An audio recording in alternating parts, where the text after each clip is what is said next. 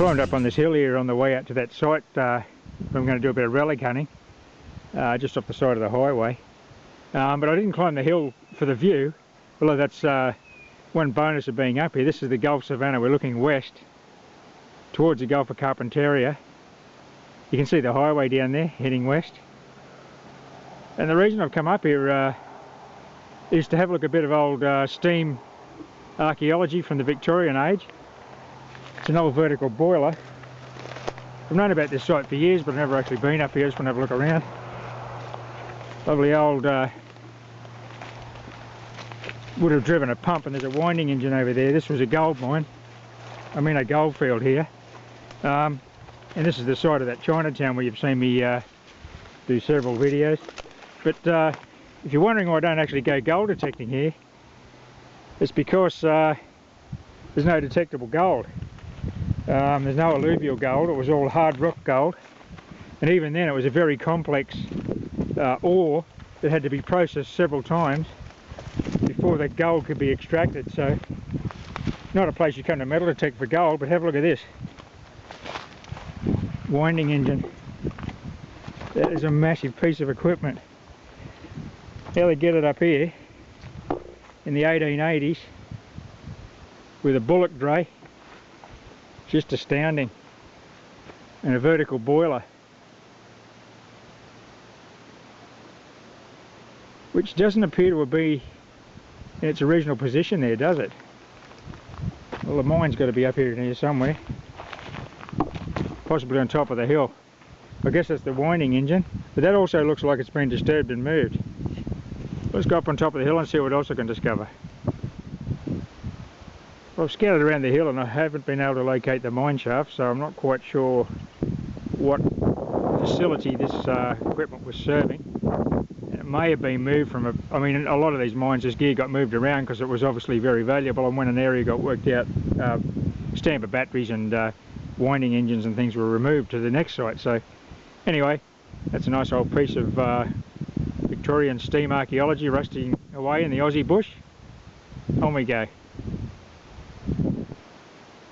Well, this is the only bit of identification on this equipment. It's 5019. You can see it's been two horizontal cylinders, steam driven. It's either been a beam pump, or this looks like a winding apparatus for a cable. Here's one of the control arms. You can still move it. Don't know what I'm actually controlling there. There's another lever here. There's all sorts of... Imagine working this gear in the summer out here. Steam engine. Those old timers were a tough bunch.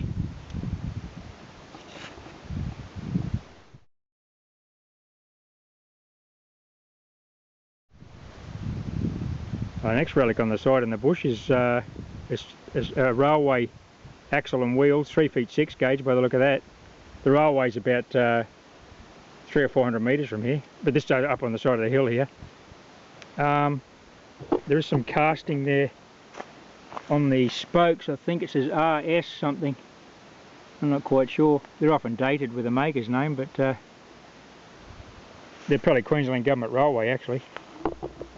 Been adapted up here for some purpose and left here 100 years ago. I'm at a site today that was an old shop hotel area. I believe there were a number of establishments in this little zone I'm in that date from the 1880s and were pretty much gone by the First World War.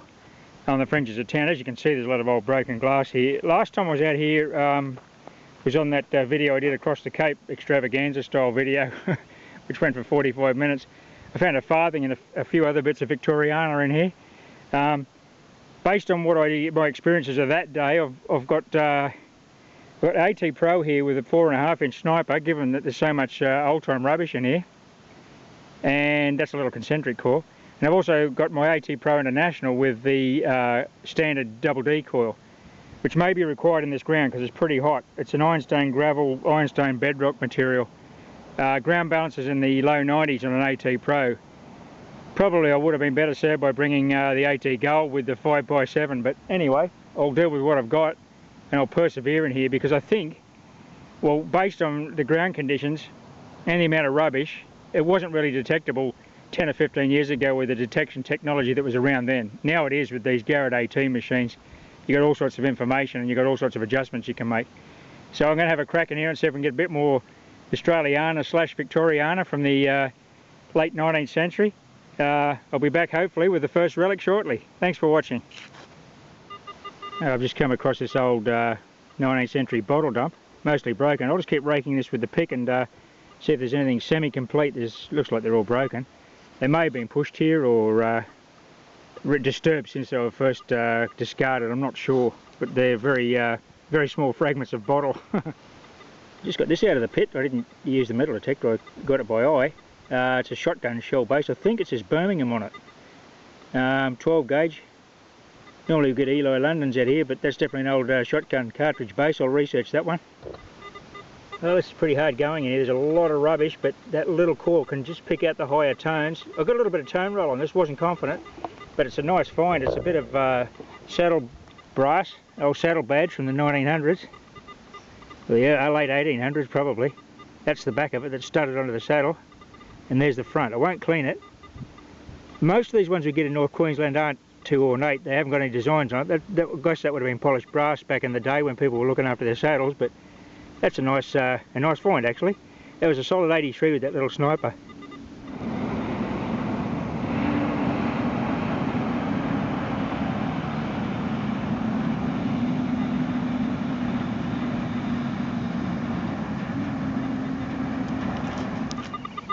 Well, today I'm using the AT Pro with that little tiny 4.5-inch sniper coil, which is a ripper on getting a sweet target out of a lot of rubbish, and there's a lot of rubbish on this site, old rubbish, a lot of iron, and a lot of targets down in the 30s. So I've got the iron audio set on 39, 40s max, there we go.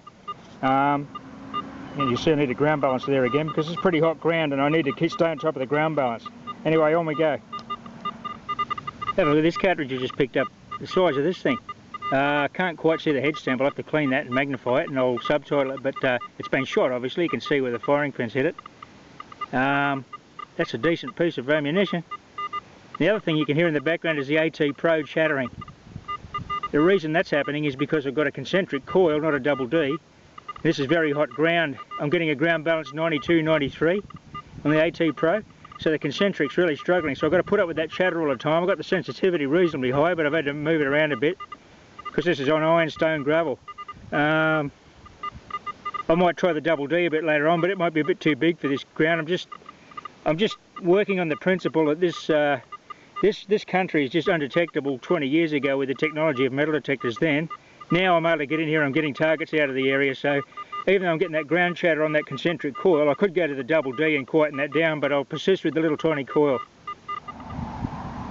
So I just had a cold drink and I went back to the ute and I changed over to the AT Pro International with the double D coil. The little concentric did find that nice bit of saddle brass, but there's just too much chatter in this ground. It's too highly mineralised. It's a 91, 92 ground balance. Anyway, straight away I've been rewarded with a target here. I think it's an old clock part. I'm not sure. Yeah, it appears to be a clock part. It's a fairly quality casting. Anyway, I'll put any information up on that part. And there's the AT Pro International now with the double D coil. I'm going to work up into this bit of ground up here, which is really chattery, very highly mineralised. So we'll have a crack at that area. Well, a double D on the AT Pro International's paid off. I've just got this article. I thought at first it was a pinfire, the base of a pinfire revolver round, but then I give it a bush clean. It appears to be silver. It looks like it's hallmark silver. I think that's hallmark. If it's not there, there's also some lettering around the sides. I think it's fairly squashed. It could be the end off a very thin riding crop or something like that, but it looks to be silver. Rang up in the silver zone, so hope springs eternal. I'll give that a clean. Obviously it's fairly damaged, but no, that's definitely got something hallmarked on it, so I'll subtitle any information, and if I can get a silver smith and a date letter. Oh, that's nice. Well, have a look at this. I think I've got the find of the day so far. This is what came out of the ground. That's what presented to me. It was a solid 85 in both directions with that double D. And the first point I made is you'll note that the detector's not chattering in the background like it was with the concentric. It's a little builder's plate, but have a look at this. SH Cole Standard Carriage Works, Brisbane. That, I have never found a carriage plate. That's a maker's plate off a carriage or a buggy of some sort. What a beauty. I will research Mr. S.H. Cole and Company and his Standard Carriage Works of Brisbane and date that item. That is an absolute ripper. Look at that, that's a really quality, it looks like it's engraved. And I don't know, would it be stainless steel? It may be, which would date it in the Victorian era, I guess. That's when stainless steel came about. Okay, what a beauty.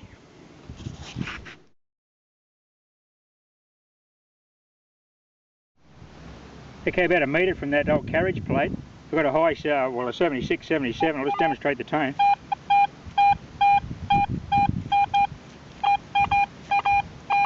In there, I'll go live, but I will tell you that I've been getting a lot of tops off lead roofing nails, which are typical in these North Queensland or old Australian towns where they had corrugated iron roofs, and they ring up, depending on the quantity of lead involved, into the low 70s. So it may just be a lead roofing nail, but I'll just dig this to demonstrate that I've dug dozens of these things today. Okay, there it is there. It's a pretty solid 72, 73. It's probably going to be a lead roofing nail. I'd love to be wrong, but okay, I've got it. Lovely solid signal, isn't it? Yeah, I can feel it's lead. It's actually a lead nugget. But there's a lot of lead in here, as you'd imagine. You can't walk past signals like that though. You just have to dig them. Could be a halfpenny. The next target's this little hatchet, little axe head. Nice one. Well, I'm out the back of the old establishment here. You can see there's a bit of iron rubbish out there, and an old, looks like some sort of flywheel, half buried. But I saw this little pile of bottles, broken bottles here, gave it a scratch with the pick, and I think I've got a complete one. Look at this little wine or beer bottle. Oh yes, complete, a bit cracked. Look at that thickness of that glass. Beautiful. It is cracked though, unfortunately, but that's going in the collection. What a ripper. Nice little, smaller than the usual style. I guess that'll be a wine bottle. I'll try to identify it by, I don't think there's any maker's marks on it. Beauty. Complete bottle. Not so common anymore. Well, my bottle dig's not too shabby. I think I've got another complete one coming out, I think. I guess the bottom could be broken off it, but have a look at this one. Oh, it's a nice old, oh, what a beauty. Have a look at that bottle. With the tapered neck. I don't know if that's, no, it's not a cod bottle. I don't know much about bottles. Need to refer to Aussie Pete or one of those experts, but that's a nice old bottle with the with that style of neck. I might be able to identify that. Look at the, you can see how old that glass is with the rainbow in it. Rainbow colours the way it's gone off in this outback sun. Okay, I might just persist with a bit of a dig here. Put the metal detector down for a while. Well, I'm going like hotcakes on this bottle dig. I just got another complete bottle. Imagine if I found an old torpedo in the bottom here or something, one of those old cod bottles or a torpedo bottle. I just got another one of those small bottles, complete. Oh, that's marked. Oh, and that is old. Look at that, CH. And look at the glass. Look, what I'll do with these bottles, I'll give them a good clean at home, that rainbow glass, and I'll put up some still photographs. CH. Don't know anything about that, but maybe branded elsewhere. But look at that bottle underneath that grime.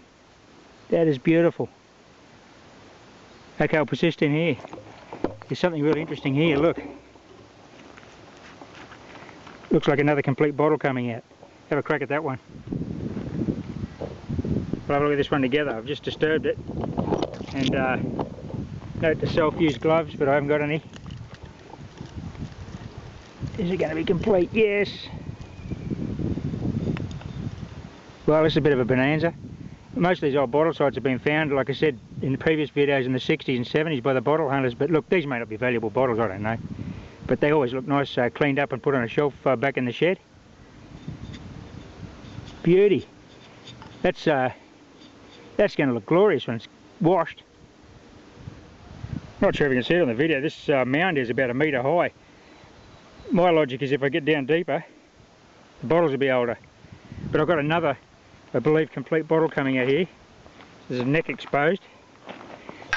I know these aren't the old prospecting picks. Not ideal for digging bottles, obviously. Oh yeah, I think that's complete.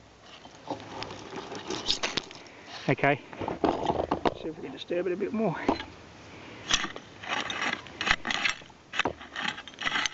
Without giving it a kiss. I'll give it a kiss when I get it out. Okay. Oh, it looks like it's complete. It may be the same as that last one I got. Yes. Hey. Hey, the old timers left me a bit of grog. Good one.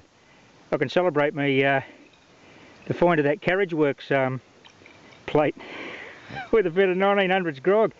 Well, 1800s grog probably. No, I think it's pretty sure it's water. Anyway, another complete bottle. These will look great all polished up. Now, I just got another one complete by the look of it. That's another one of those, like the previous two. By the way, have a look at this piece of dinner plate that came out with it. That's one of those sort of pub dinner plates with the blue edge. That's a monster. Unfortunately, the centrepiece with the maker's name's gone. Well, that's the sort of stuff that's in here, though, which is really interesting. You never know what could be in there. Yeah, she's another complete beauty. That's one of those shaped necks again.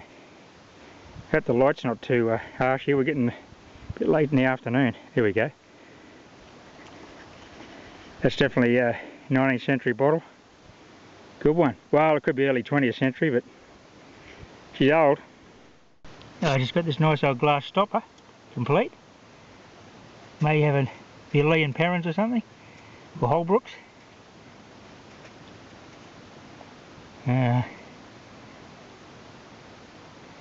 Will be one of those spice sauces anyway, probably Holbrooks, or I think it's Lee and Perrins.